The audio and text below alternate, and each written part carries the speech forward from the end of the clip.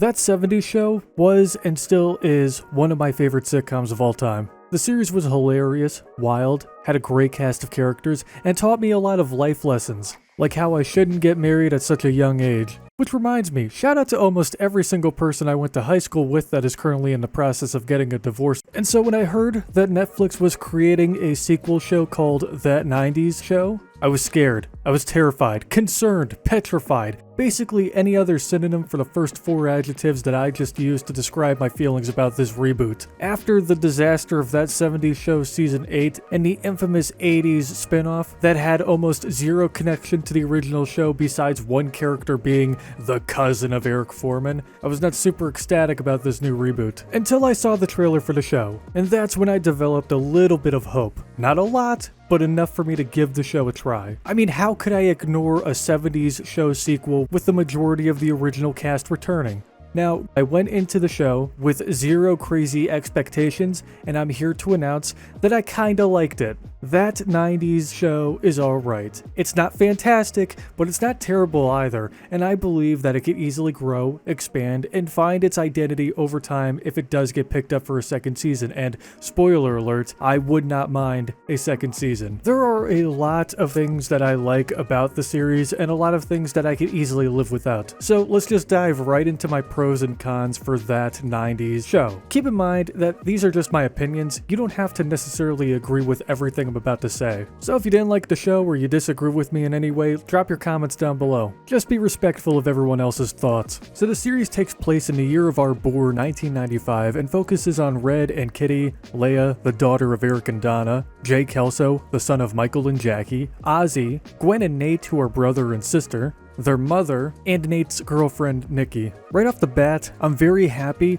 that a majority of the original cast makes an appearance in this series. What's interesting to me is how much the original cast actually appears on screen. I mean, Donna appears in a number of episodes, same with Fez and Leo. Eric, Michael, Fenton, and Bob only appear in one episode, but it's still nice to see them. I really hope that these characters appear more in the future. Like, it would be nice to have some episodes with plots that focus on Eric and Leia, maybe have Fez and Michael reconnect, or even bring in Seth Green for a Mitch cameo. I guess we'll see what happens though. While we're on the topic of characters, we might as well address the giant elephant in the room. Hyde, Danny Masterson's character, is not mentioned at all in this series, and to be honest, I'm totally okay with that. I mean, obviously it sucks that we don't even have an answer as to what happened to the character, but after the allegations against the actor, I just don't really know. This take might sound a bit controversial, but I don't mind the whole idea of the story focusing on Leia and her friends rather than just the original cast. I mean, I also would have taken a show about maybe Eric and Donna inheriting Red and Kitty's house, or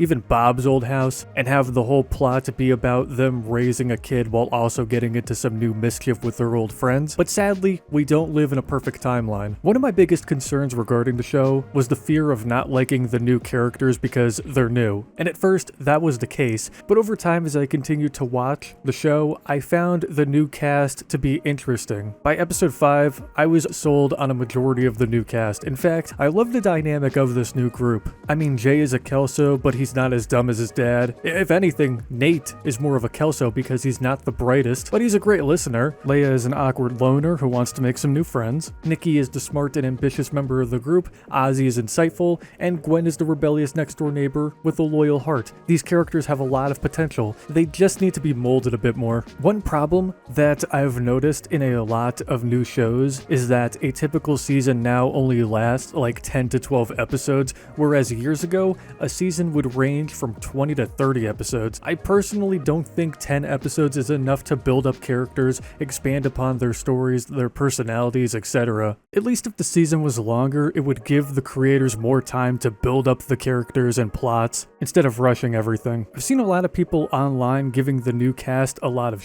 because they're kids and their acting allegedly sucks, as if the people complaining about that one particular issue could do a better job. And while I don't think their acting is great, in fact at some moments it feels like I'm watching a Disney Channel or Nickelodeon live-action sitcom, I do have high hopes that over time, pending the series gets renewed and the second season is longer, the cast will learn to find their characters, have their stories fleshed out more, get a better grip on their acting, get comfortable, etc. I also believe that the writing department department has to step it up a bit too. Some of the jokes just fall flat for me. And the laugh track, the obnoxious laugh track over some of the crappier jokes really doesn't help either. But besides some of the writing, a bit of the acting, etc., I don't hate that 90s show. In fact, there were a lot of great memorable moments from the season, like when Kelso and Jackie made a cameo at the end of the pilot episode to state that Jay was their son. I also really enjoyed the scene where Leia and Nate had that moment in Nate and Gwen's kitchen. I'm itching to see what happens between Nate, Leia, Jay, and Nikki if a season 2 occurs, because it seems like there will be some drama between the four of them. The fight between Fez and Fenton was nostalgic. I enjoyed the B-plots with Red and Kitty as well.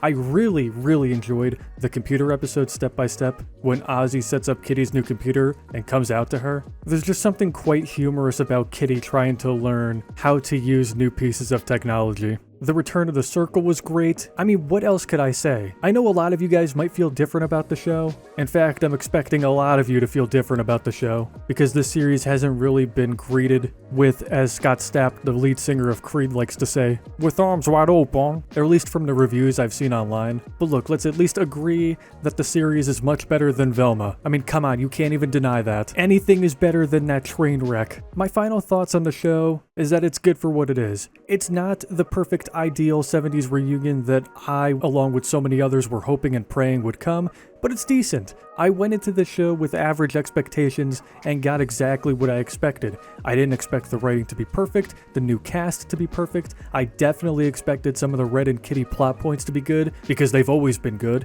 and I think that's why I like this show and I don't mind it. I assumed that the original cast would not be the main focus of the revival, and I didn't go into this series with the mindset that the show was going to be perfect, and because of that, I'm happy with the results. And I would happily welcome a season 2 into my arms. In a world full of terrible reboots, revivals, and the disaster that is Velma, that 90s show definitely sits on the more positive side of that list for me, and I truly hope that over time it becomes something much greater. It totally won't be on the exact same level as its predecessor, but I hope that it lands like right underneath it. Like I said before, none of you guys have to agree with me on any of my opinions. If you feel differently about the series, or you enjoyed it just as much as me, or you absolutely loved it to death, then let me know in the comments below. Just be respectful of everyone else's thoughts. If you guys did go on to enjoy this video, then do me a favor and leave a like. Subscribe to the channel if you're brand new around here. Click the bell icon to be notified on whenever I upload a brand new video. Follow me on all of my social links and join my Discord server.